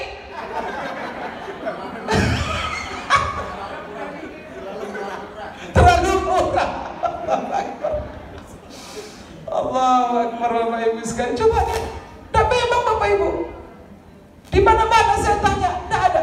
Tapi mitra ya, kecuali orang yang belum masuk. Tiba-tiba dia tidak mau masuk karena mahal katanya. Karena biasa dia beli kopi wine. Dia biasa beli sabun apa begitu kan? La ilaha illallah. Bapak Ibu sekalian, tidak ada mahal. Kenapa? Karena kalau mahal murahnya produk, jangan dilihat dari nama. Kopi sama kopi sama. Saya dengan istri kemarin minum kopi, satu gelas cuma panas 70.000. Astagfirullahaladzim. Padahal saya minum kopinya premium, itu lebih hangat badan saya dengan premium daripada kopi itu. 70.000 itu. Premium berapa cuma? 6.000 cuma Bapak Ibu. Ya Allah, murah sekali Bapak Ibu sekalian. Jadi jangan dibilang sabun gitu. Tetapi ketika kita membandingkan harga, lihat komposisi. Jadi mungkin di antara orang yang tidak mau belanja atau memakai produk HNI karena kesannya mahal. Maka Bapak Ibu, bagaimana cara menghadapinya? Di mana letak mahalnya, Bu? Bilang, Pak, di mana letak mahalnya? Coba jelaskan. Pak, kenapa ini bukan mahal? Tetapi kalau produk itu dilihatlah komposisi.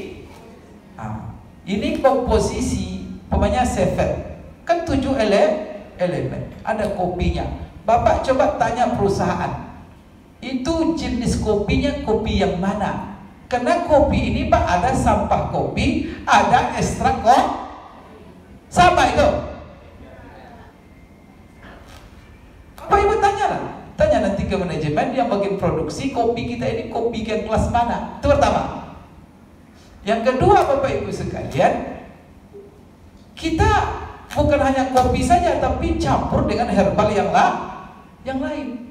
Jadi untuk membandingkan, coba Ibu buat atau Bapak buat kopi sama komposisinya dengan ini. Coba produksi dalam bentuk banyak, kira-kira Ibu akan jual berapa? Baru tahu kopi kami mahal atau jangan dibandingkan dengan kopi-kopi yang lain, komposisi jauh sekali beda.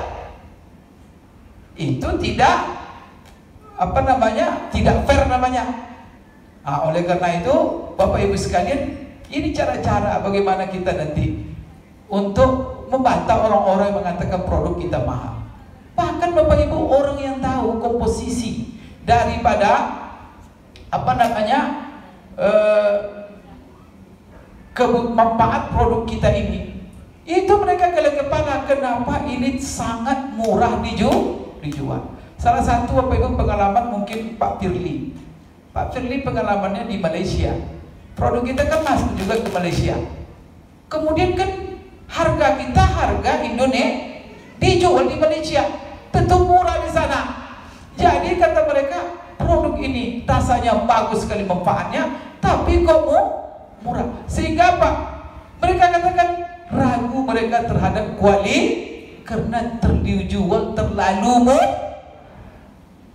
Maka alhamdulillah sampai sekarang Bapak Ibu kalau dibandingkan kopi dengan kopi, Bapak Ibu coba deh kopi luar yang bagus itu 70.000, 50.000, minimal 30.000. Ya Allah, sudah dapat kopinya, banyak herbalnya di dalamnya, kadang ada obat masuk anginnya, ada macam-macam. Masya Allah, coba dijual 6.000. Sanggup juga mengatakan mahal. Asur aja hidup sendiri di hutan dia.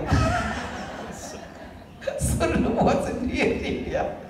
Allahu Akbar. Kemudian Bapak Ibu sekalian, ada lagi mengatakan, ini yang paling banyak subuhatnya. Ya, yang kadang-kadang kewalahan Bapak Ibu nanti menjawabnya. Apa di antaranya? Dia katakan begini, bahwa di MLM itu yang di atas enak-enak saja, kemudian yang di bawah bersusah payah. Sehingga apa? Hasil yang di bawah dimakan oleh yang di atas. Jadi panas ini dituduh bonusnya bonus orang yang peras keringat di bawah. Bapak Ibu sekalian, di HNI ada seperti itu? Keringat Bapak Ibu dimakan oleh upline? Hasil kerja Bapak Ibu semuanya masuk dimakan oleh upline? Ada yang diberikan kepada upline? Nah ada. Coba kalau dikasih sama upline 5 rupiah, ribut HNI semuanya. Ya nggak?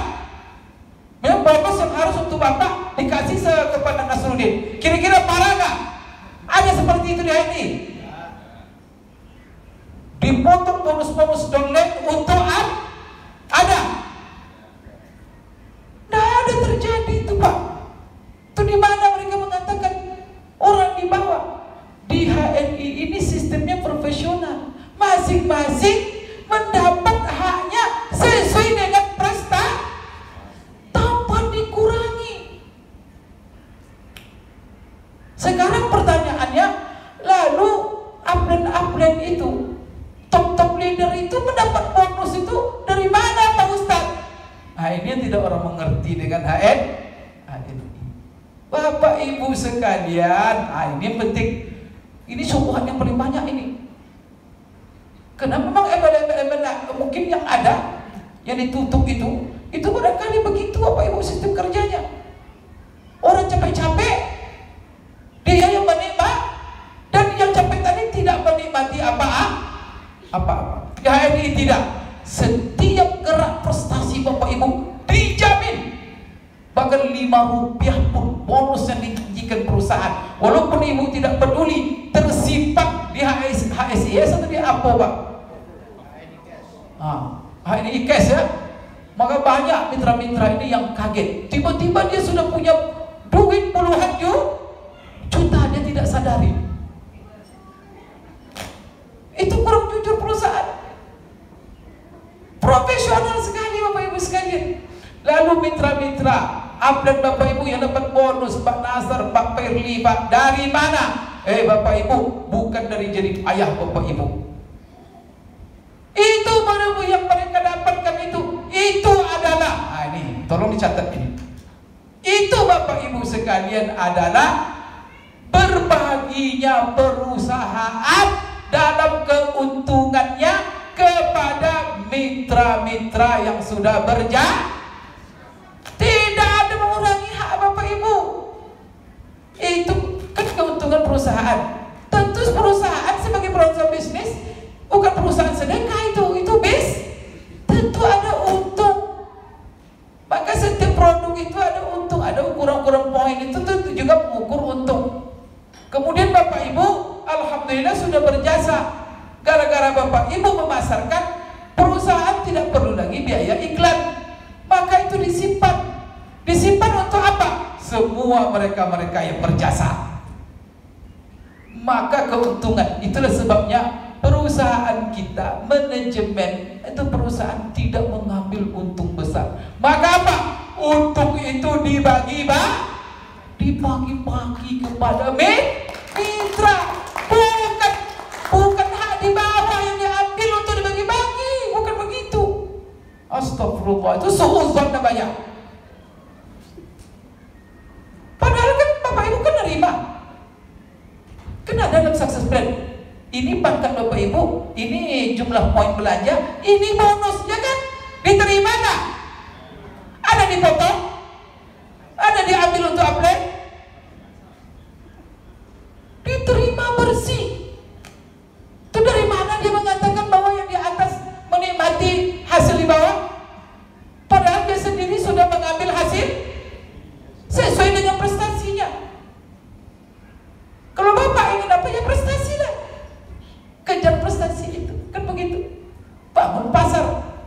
dan jaringan. Allahu Akbar. Maka tidak ada istilah. Maka di sini terpatahkan pula satu dalil yang mengatakan bahwa apa yang di bawah bersusah payah makan, yang di atas makan keringat orang lain. Tidak. Itulah Bapak Ibu sekalian. Saya pernah diceritakan oleh Pak Agung sebagai presiden direktur, ketika rapat APLI akan bertemu itu bos-bos perusahaan-perusahaan itu. Jadi ada di antara mereka bertanya kepada Pak Agung, berapa keuntungan yang didapatkan oleh perusahaan dari penjual produk-produk itu? Lalu Pak Agung ceritakan. Lalu heran mereka, kalian ini berbisnis atau bersedekah katanya. Artinya apa Bapak Ibu sekalian? La ilaha illallah. Perusahaan tidak mengambil untung banyak sekali, mengambil untung sedikit. Tetapi yang banyak apa? Dibagi karena perusahaan bangga ibu-ibu menjadi orang kaya, punya penghasilan 100 juta sebulan. Allahu Akbar. Punya perusahaan 200 juta sebulan. Pengen gak? Tapi pengen berusaha gak?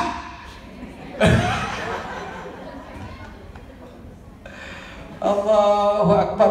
Bapak Ibu sekalian, perusahaan tidak akan Bapak Ibu sekalian meleset itu. Semuanya.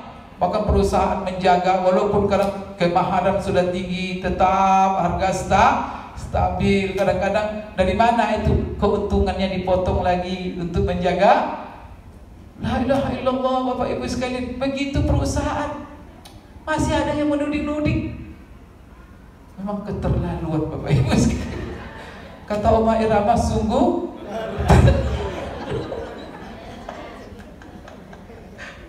la ilaha illallah. Bapak Ibu sekalian, sudah berapa jam saya berdiri ini?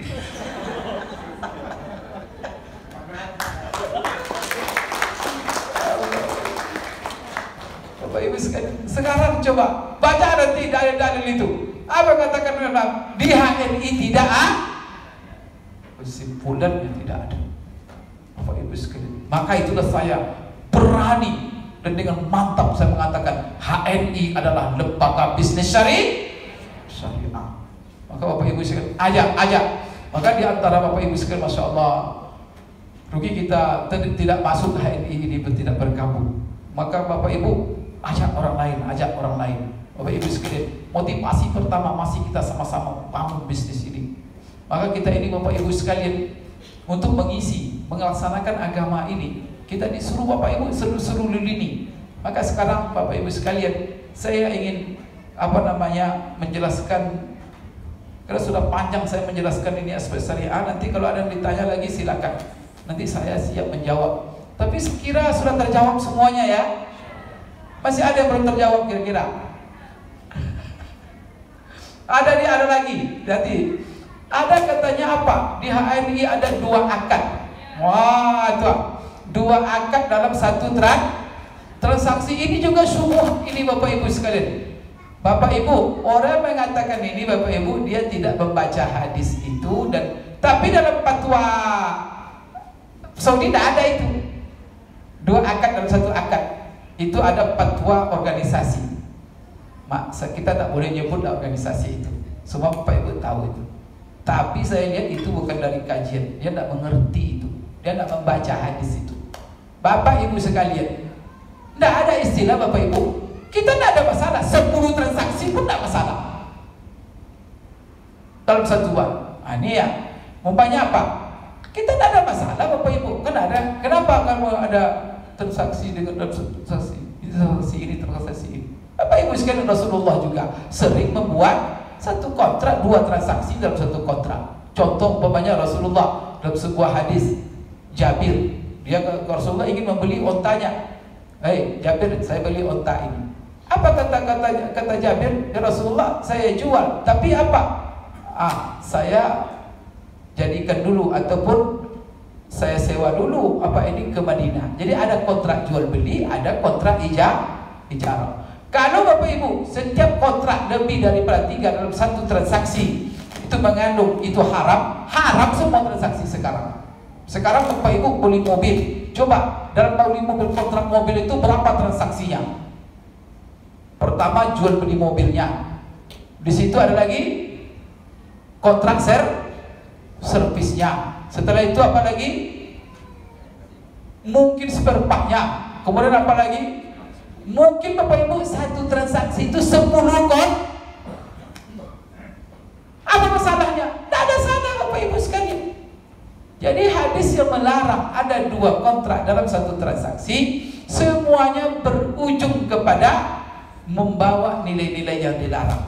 Karena ada 2 kontrak dalam satu transaksi mau berujung kepada yang namanya riba.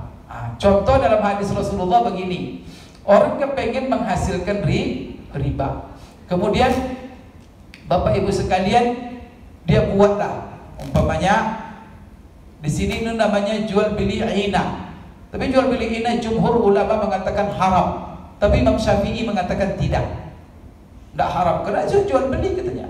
Begini, ada jual beli satu kontrak, begini riba.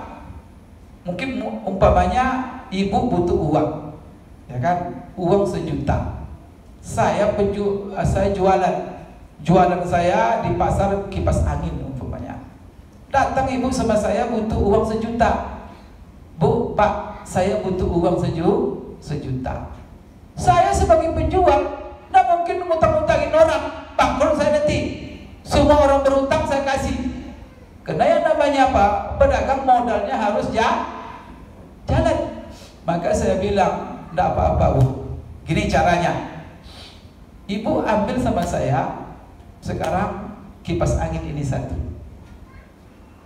Kipas angin ini ibu beli sama saya, dan saya hargakan, harganya 1.500.000, nanti dibayar cicilan selama setahun. Ya, ini bentuknya 2 kontrak transaksi yang haram itu, karena di situ akal-akalan untuk riba. Jadi begini, oke Pak, diambillah kipas angin tadi. Setelah diambil kipas angin tadi, dia saya jual 1.500.000, karena dia tadi butuh uang berapa? 1 juta. Kalau diambilnya di dalam akad atau majelis itu sendiri, langsung penjual bilang apa? Sekarang saya beli kipas angin Bapak ini kontan sebanyak seharga 1 juta. Nih 1 juta. Akhirnya Bapak tadi itu ibu yang butuh uang 1 juta bawa uang 1 juta, tapi nanti bayar 1.500.000. Tapi di situ ada akal-akalan daripada langsung ngasih 1 juta suruh bayar 1 juta, itu riba. Sekarang untuk lari dari riba pakai kipas, itulah sebenarnya. Jadi 2 kontrak transaksi haram itu, pertama membawa kepada riba, kedua membawa kepada haram. Kemudian di situ ada unsur penipuan, di situ ada unsur markup. Jadi bukan 2 kontraknya yang masalahnya, tetapi konsekuensi. Jadi maqasidnya, ma'alnya, itu panjang kajinya itu Bapak Ibu sekalian. Itu perlu Bapak Ibu tahu, namanya usul fikih. Bapak Ibu sekalian, jadi ada lagi bilang apa? Jadi beda harga, ya kan? Jadi salah satu syubhatnya apa? HNI terdapat menjual barang dengan dua harga. Jadi ya 2 kontrak tadi itu tidak ada masalah. Maka kalau ada yang membuat kaidah, setiap ada 2 kontrak dalam satu transaksi, karena kita kan ada kontrak umpamanya ada kontrak jual beli apa, Bapak Ibu sekalian itu sudah. Maka ada buku yang paling bagus dibaca kalau Bapak Ibu tahu tapi belum diterjemahkan ke bahasa Indonesia, namanya Ahkamul Uqud Al-Murakkabah. Itu judulnya, yaitu hukum-hukum yang berhubungan dengan akad-akad ganda. Jadi akad ganda yang mana yang dibolehkan, akad ganda mana yang boleh. Suruh nanti orang yang itu baca buku itu. Sebelum dia mengatakan saya 2 akad haram, 2 akad haram. Tidak ada begitu, sudah ada di situ. Kemudian 2 harga. Bolehkah kita menjual barang dengan 2 harga? 1 barang dengan 2 harga, Jangankan dengan 2 harga, 10 harga pun boleh, tambah harga pun boleh. Ya enggak? Umpamanya bapak ibu jual barang, datang orang tua, apa kata bapak ibu? Pak, bawa aja lah pak, usah dibeli. Boleh nggak? Datang satu tetangga dekat, ya Allah, ini tetangga dekat, masa saya kena nama jual beli ngambil untung ya. Ini kan tetangga ini, saya jual modalnya umpamanya 100.000, udah bu ambil aja, ini harga karena dia tetap kita ingin membantu, boleh nggak? Apa salahnya? Datang lain orang yang kenal dengan kita, di situ saya ngambil untung. Tapi dalam harga pasar, saya jual lah 120.000. Oke, kata setuju dia. Boleh tak? Boleh, tak ada masalah. Yang tidak boleh itu apa maksudnya?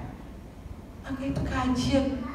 Tidak bisa sembarang begitu, maka ada analisisnya. Begini, itu yang 2 harga itu yang tidak boleh, Pak. Itu biasanya di dalam transaksi akad kredit. Contoh, bapak pergi ke leasing, jual beli kredit boleh nggak? Bapak ibu, saya mau tanya, ini ada yang kredit nggak? Mana semua orang pakai kredit sekarang, rumah kredit, bahkan jilbab pun kredit, sepatu kredit, kulkas kredit, mobil kredit. Sekarang ini zaman kredit. Allahu Akbar. Bahkan sekarang umroh pun kredit, haji kredit. Ini berapa ibu? Saya beli mobil di showroom itu pelayan yang di showroom itu, kalau kita masuk ditanya apa dulu pertama? Apa kita ditanya dulu? Cash atau kredit katanya kan? Kalau ibu bilang cash apa katanya? Kalau ibu bilang cash, ibu kan dilayani, pergi dia. Ngawat dunia sekarang ini. Jadi mereka lebih memilih kalau kita dibeli. Inilah riba, Pak. Kenapa? Karena jual beli kredit itu yang diintainya apa? Ketika kita tidak bisa bayar, di situ dia melipat. Kan sebenarnya riba. Maka Bapak Ibu sekalian, jadi jual beli kredit di 1-2 harga. Ini kan subuhan juga ini. HNI punya 2 harga.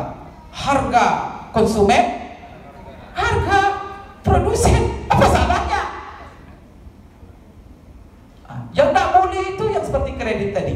Contoh, di kita kredit punya leasing motor. Jadi jual beli kredit kalau tidak mengandung unsur riba tak masalah. Umpamanya begini, Bapak punya leasing motor, ya kan? Jadi nanti datang nasabah ingin membeli motor, maka tentu ibu bilang, ibu sudah buat daftar sebagai yang punya leasing. Nih Pak, kalau Bapak beli cash 50 juta, apa harganya 15 cash. Justru terjadi berapa harga di situ? Mungkin ada 10 harga. Kalau cash 15 juta. Kalau Bapak beli kredit tergantung. Kredit setahun, kredit 2 tahun, kredit 3 tahun. Kemudian tergantung juga angsuran per bulan, angsuran 3 bulan, macam-macam sekarang. Mungkin tidak ada masalah. Buat angka yang setahun, angsuran per bulan sekian, maka finish harganya kalau cash tadi 15 juta. Kalau setahun kreditnya menjadi 20 juta. Kalau nanti 2 tahun menjadi 25 juta. 3 tahun menjadi 30 juta. Boleh nggak menjual kendaraan seperti ini? Berapa harga? 10 harganya. Boleh nggak? Kenapa diam? Padahal dia punya kredit semua ini. Bapak Ibu boleh. Maka apa catatannya? 2. Disinilah letak tak boleh menjadi 2 harga itu maksudnya. Apa itu pertama? Tidak boleh ada riba. Apa riba di situ? Di situ ada akad. Setiap keterlambatan dalam membayar angsuran dikenakan dan bunga 3%. Kalau ada seperti itu kredit jangan masuk. Tapi ada kredit yang tidak mensyaratkan itu. Ada yang syariah, tapi jarang. Itu syariah kalau tidak ada itu. Yang kedua, syaratnya tidak boleh 2 harga, 3 harga atau lebih. Harus 1 harga. Maksudnya apa? Bapak Ibu sebelum berpisah dengan penjual harus memilih dulu harga yang mana yang Bapak pilih. Saya memilih kontan, maka ambil kontan. Saya memilih setahun, maka ketika berpisah sudah pasti harga yang mana yang Bapak ambil, yaitu setahun atau 2 tahun. Tapi kalau seandainya dia bilang begini, dia mau pergi, ya sudah Pak, saya mau ambil motor. Tapi harga yang mana? Ya nanti lihatlah, bisa harga ini, itu yang haram. Maka tak boleh berpisah sebelum memastikan satu harga yang dipilih, dan tak boleh 2 harga. Paham? Itu yang dilarang itu, bukan harga konsumen, harga produsen.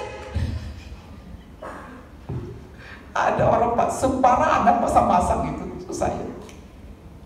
Jadi Bapak Ibu sekalian, kalau kita tidak ada masalah, harga produsen sekian, harga harga konsumen, harga mitra, kan begitu ya, harga agen, harga apa? Tak Bapak buat harga pun kena yang memakai orang tua, ya sudah Bu, saya ambil aja lah, pakai aja lah, boleh tak? Tidak ada masalah. Yang tidak boleh itu nanti ada Bapak Ibu harga mitra, harga konsumen. Orang itu sudah ambil barang dan dia belum ini berapa saya bayar nih? Ya belum tentulah, entah harga konsumen, itu tidak boleh itu. Maka ketika menjual pastikan, itu maksudnya. Dan Bapak Ibu kan sudah jelaskan, ada kita pasti harganya sebelum berpisah dari majelis. Paham Bapak Ibu? Saya capek berdiri, saya silakan duduk dan saya buka nanti pertanyaan. Sebenarnya kalau saya lanjutkan sampai asar pun tidak selesai ini. Baik Bapak Ibu sekalian, saya duduk. Kalau ada pertanyaan silakan, dan saya cukupkan sampai di sini. Dan saya sekarang menerima pertanyaan Bapak Ibu sekalian. Baik.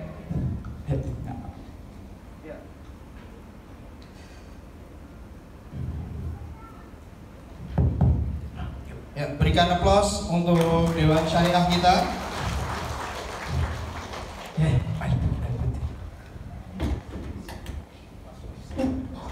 Insya Allah ya, kajian ilmuannya luar biasa.